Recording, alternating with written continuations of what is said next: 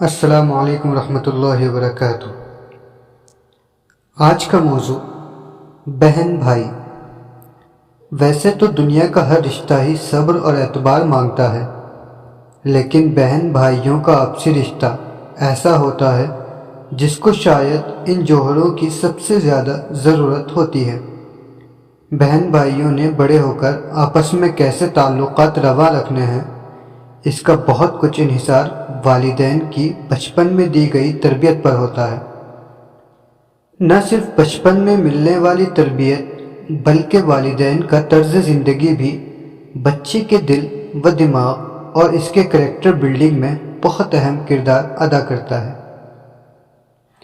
مجھے یاد ہے کہ جب ہم بہن بھائی چھوٹے ہوتے تھے تو ہم کو بالکل اجازت نہ تھی کہ اپنے چچا، تایا یا ماموں کے لیے کوئی خلاف تہذیب بات کہہ سکے، چاہے وہ بظاہر ہمارے ساتھ کتنی ہی زیادتی کیوں نہ کر جائیں۔ میں غالباً انٹرمیڈیٹ کا طالب علم تھا۔ اس وقت میرے چھوٹے ماموں، جو کہ میری والدہ کی شادی کے وقت محض 8 سے 10 سال کے بچے ہوں گے اور میرے والد کے سامنے ہی پل کر جوان ہوئے تھے، انہوں نے کچھ گھریلو تنازعات کے سبب میرے والد سے کافی کچھ بدتمیزی کی اور کئی لوگوں کے سامنے کی۔ کہنے کو ماموں میرے ابو کے سالے یعنی برادر نسبتی تھے اور میری والدہ اپنے بہن بھائیوں میں سب سے بڑی بہن۔ شاید میرے والد کی جگہ کوئی اور شخص ہوتا تو وہاں نہ صرف ماموں کو 2 تھپڑ لگا کر بٹھا دیتا بلکہ میری امی کو بھی انہی کے پاس چھوڑ کر آ جاتا، لیکن میرے ابو نے کچھ نہیں کہا، صرف ماموں کے گھر سے والدہ کو لے کر چلے آئے۔ راستے بھر والدہ بہت ڈرتی رہی کہ ابو نے گھر جا کر ان کو ان کے بھائی کے کیے پر سخت سنانا ہے، لیکن گھر پہنچ کر ابو نے والدہ کو یہ کہہ کر اطمینان دلا دیا کہ تم کیوں فکر کرتی ہو، میں جانتا ہوں کہ وہ بدتمیز ہے اور اس کو بڑے چھوٹوں کی تمیز نہیں۔ اتنے میں میرے تیسرے نمبر والے جذباتی بھائی کو یہ بات پتہ چلی، جو کہ اس وقت غالباً 21 سال کا ہوگا، تو موصوف غصے میں آپے سے باہر ہونے لگے اور کہنے لگے کہ میں چھوٹے ماموں کو دیکھ لوں گا، ان کی ہمت کیسے ہوئی میرے ابو سے ایسے بات کرنے کی۔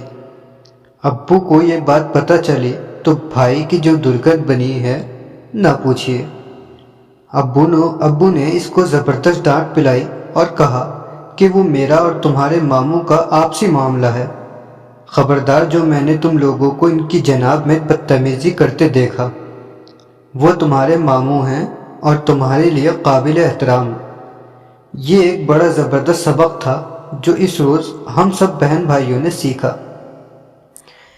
جب بھی بچپن میں ہم کبھی اپنے تایا وغیرہ کے بظاہر غیر عادلانہ رویوں کے سبب ان کے خلاف امی کے سامنے کچھ منہ سے نکال دیتے تو امی سخت ناراض ہوتی اور کہتی کہ آج تم لوگ اپنے تایا چچا کے لیے ایسے ناگفتہ باتیں کر رہے ہو، کل کو تمہارے بچے تمہارے بہن بھائیوں کے لیے ایسی باتیں کریں گے تو تم کو بہت تکلیف ہوگی۔ پھر ہم وقت گزرنے کے ساتھ ساتھ بڑے ہوتے گئے۔ بچپن میں ہر گھر کی طرح ہم بہن بھائیوں کی بھی آپس میں بہت لڑائیاں ہوتی تھی، البتہ ایک دوسرے سے کبھی بات چیت بند نہ کرتے تھے، لیکن جیسے جیسے سب کی شادیاں ہوتی گئیں بچپن کی یہ لڑائیاں ختم ہوتی گئیں۔ تسنا والا ادب و احترام تو خیر ہمارے درمیان کبھی نہ آ سکا، لیکن یہ اندیکھا احترام و محبت ضرور پروان چڑھتا گیا۔ والد کے انتقال کے بعد میں ہی سب سے بڑا مرد تھا گھر میں۔ والد کا انتقال اس وقت ہوا جب میں محض 19 سال کا تھا اور انجینئرنگ کے پہلے سال میں تھا۔ والد کے انتقال کے ساتھ ہی گھر میں ہلکی پھلکی تنگی در آنے لگی، لیکن پھر بھی والدہ نے اچھے سے انتظامات سنبھال کر میری جاب لگنے تک کسی نہ کسی طرح نہ صرف گزارا کر لیا بلکہ سب سے بڑی بہن کی شادی بھی کر دی۔ ہر گھر میں چھوٹی بڑی باتیں ہوتی رہتی ہیں، بس ہمارے گھر میں بھی ہوتی ہی تھی، لیکن والدہ کی تربیت کے زیر اثر ہم نے کبھی ان جھگڑوں کو زیادہ عرصہ چلنے نہ دیا اور نہ ہی ان کے ذریعے دلوں میں رنجشوں کو پنپنے دیا۔ میں شروع سے اپنے بہن بھائیوں کو بس یہ بات بتاتا آیا ہوں کہ بہن بھائیوں کو آپس میں ایک دوسرے کی کوئی بات بری نہیں لگنی چاہیے۔ بشری تقاضوں کے تحت کوئی بات بری بھی لگ جاتی تو اس کو جلد بھلا دینا چاہیے، دل میں ناسور نہیں بننے دینا چاہیے۔ آپسی معاملات صرف اور صرف برداشت سے ہی چلتے ہیں۔ میں بھائیوں میں سب سے بڑا ہوں، اور جیسا کہ میں نے پہلے کہا کہ ہم بہن بھائیوں میں ظاہری طور پر کوئی تصنع والا احترام نہیں ہے، بلکہ اکثر میری بھابیاں مجھ سے کہتی ہیں کہ آپ کے چھوٹے بھائی آپ سے جیسے مخاطب ہوتے ہیں تو آپ چھوٹے اور وہ بڑے لگتے ہیں۔ ڈرائنگ روم میں بیٹھ کر کسی مسئلے پر ضد بحث ہو جائے تو چھوٹے بھائی مجھ سے یوں بحث کرتے ہیں جیسے میں ان کا چھوٹا بھائی ہوں، لیکن یہ بات بس غیر سنجیدہ مباحثوں تک مبنی ہے۔ میرے بھائیوں نے ایک طرح سے مجھے خود اندیکھا اختیار دیا ہوا ہے کہ گھر میں کسی بھی سنجیدہ معاملے پر آخری فیصلہ میرا ہی ہوگا۔ ان کو میرے کسی نظریے و فیصلے سے کس قدر اختلافات کیوں نہ ہوں، لیکن مجھ سے بڑھ کر وہ میرے فیصلوں کو نافذ کرتے ہیں۔ یہ سب دلی احترام کے ضمن میں کیا جاتا ہے۔ والدہ کی تربیت کے سبب ہم بہن بھائیوں میں آپس میں شفافیت بہت زیادہ ہے۔ میرے تیسرے نمبر کا بھائی بہت بڑا بولا ہے، اور بعض دفعہ تو ایسا بولتا ہے کہ سر سے لگے اور تلوے سے نکلنے والی بات ہو جاتی ہے، لیکن ہم سب اس کے نیچر کو جانتے ہیں، سو اس کی کسی بات کا برا نہیں مانتے۔ چلیں اس سلسلے میں آپ کو ایک قصہ سناتا ہوں۔ مجھ سے چھوٹے بھائی کی شادی مجھ سے پہلے ہوئی۔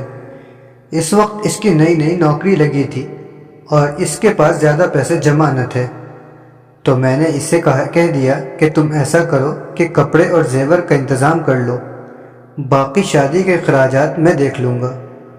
اور یوں اس دن سے بھائیوں کی شادی کے اخراجات کے علاوہ کپڑے اور زیورات کے خود بخود میں ذمہ دار ہو گیا۔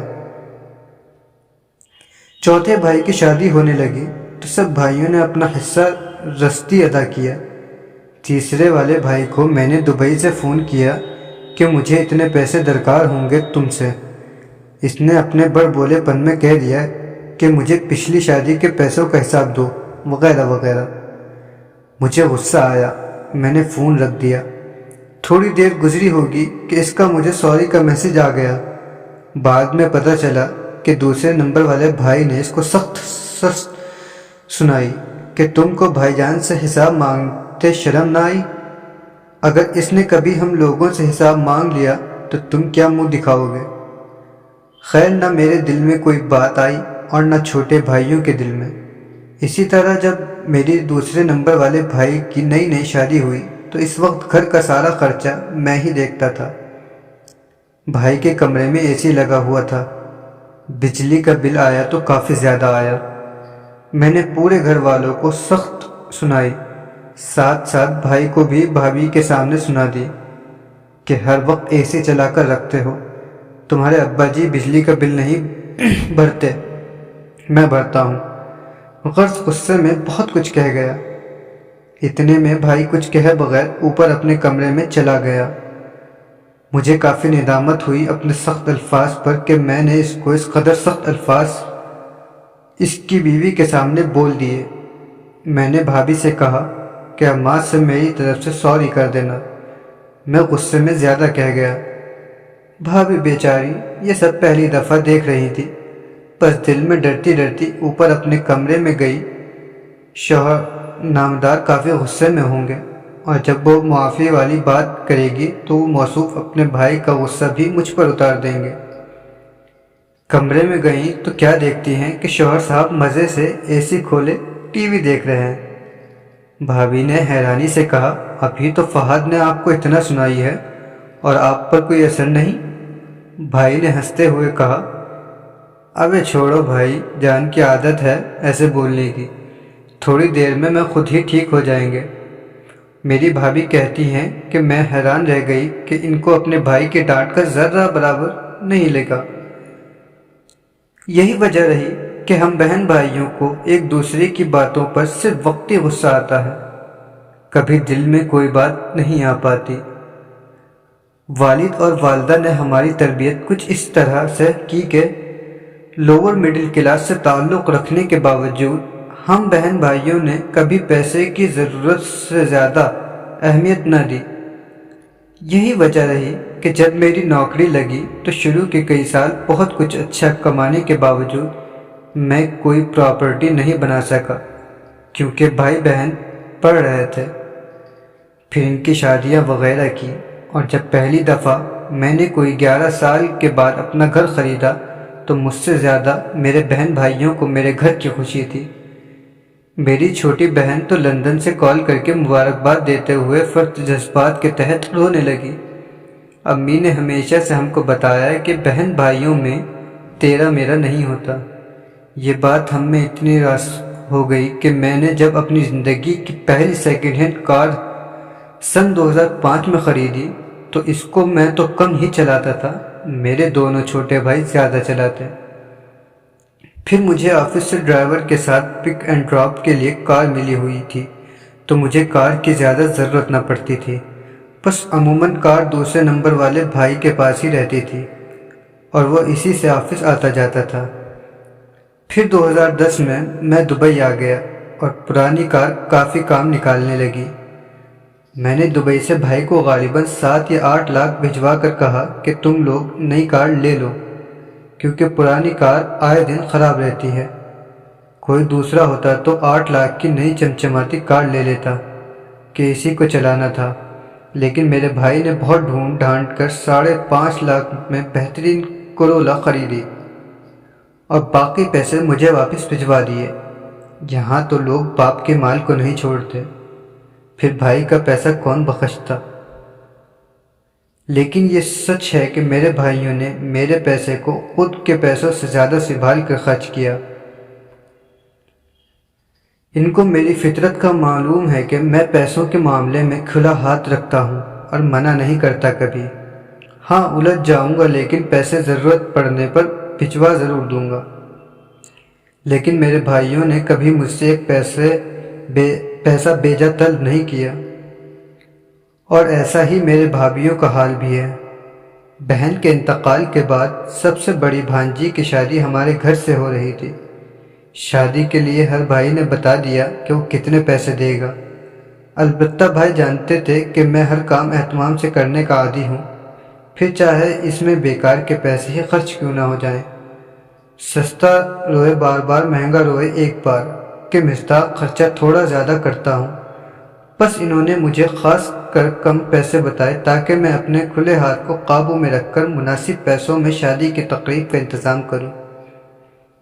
اس کے بعد کیا ہوا کہ میرے دوسرے نمبر والی بھابھی نے مجھے الگ سے بلا کر کہا کہ مجھے معلوم ہے کہ یعنی اس کے شوہر اور میرے چھوٹے بھائی کے پاس شادی کی مد میں اتنی رقم رکھی ہوئی ہے، لہذا آپ کم رقم پر اکتفا مت کریں بلکہ ان سے زیادہ رقم طلب کریں۔ ان کے پاس پیسے ہیں، یہ آپ کو مزید پیسے دے دیں گے، آپ اپنے پیسے زیادہ مت لگائیں۔ بیائی ہی تھوڑی دیر بعد یہی بات مجھ سے تیسرے نمبر والی بھابھی نے بھی اپنے شوہر کے لیے بولی۔ رقم کس کمبخت کو درکار تھی، لیکن بس دل اتنا بڑا ہو گیا کہ کیا کہوں۔ پھر بہنوں کا تو کہنا ہی کیا۔ جب میرے دوسرے نمبر والے بھائی کی شادی ہو رہی تھی تو اس کی شادی کی کتنی ہی چیزیں مجھ سے بڑی والی بہن اپنے خرچے پر لے کر آ جاتی تھی، اور مزے کی بات یہ ہے کہ اس پورے وقت میں دونوں کی ناراضگی بھی چل رہی تھی، لیکن اس کے باوجود چھوٹے بھائی کی شادی کے لیے بڑی بہن روز بازار کے چکر لگا کر اس کی بری کا سامان جمع کرنے میں لگی ہوئی تھی۔ سب سے بڑی بہن کا آج بھی یہی حال ہے، ان کو بس ہر وقت یہ فکر پڑی رہتی کہ بھتیجے بھتیجیوں کو یہ کپڑے بنوا دوں، یہ کھانے کی چیز لا دوں، اور چھوٹی بہن تو بالکل جھلی و جذباتی ہے، پیار بھی بہت کرے گی اور لڑائی بھی خوب زور و شور سے کرے گی۔ لیکن اس کے گھر لندن پہنچ جاؤں تو اس کا بس نہ چلے کہ اپنی جان نکال کر آپ کے قدموں میں رکھ دے، اور یہی حال سب سے چھوٹے بھائی کا بھی ہے۔ بہن بھائیوں کی اہمیت و قدر ان کی دنیا سے جانے کے بعد پتہ چلتی ہے۔ آپ کو محسوس ہی نہیں ہوتا کہ آپ ایک دوسرے کے لیے کیا ہیں، لیکن جیسے ہی کسی ایک کو اللہ اپنے پاس بلا لیتا ہے تو ہوش آتا ہے کہ یہ کیا ہو گیا، یہ کیا کھو گیا۔ سن 2013 میں جب مجھ سے بڑی بہن کا اچانک ایک روڈ ایکسیڈنٹ میں انتقال ہوا تو پتہ چلا کہ ایک لمحے میں کیا کچھ چھن گیا۔ امارات آنے کے بعد میری شاید 2 یا 3 ماہ میں ان سے ایک دفعہ بات ہوتی تھی، لیکن ان کے جانے کے بعد جیسے دل کو قرار ہی نہیں آتا تھا، اور آج تک ان کی یاد آتی ہے تو حلق میں ایک گولا سا بن جاتا ہے کہ میری بہن کیسے خواب و خیال ہو گئی۔ جب تک بہن بھائی ہیں، والدین ہیں، ان کی قدر کیجیے، واللہ یہ بہت پیارے اور مخلص رشتے ہیں، ان کا کوئی نعم البدل نہیں۔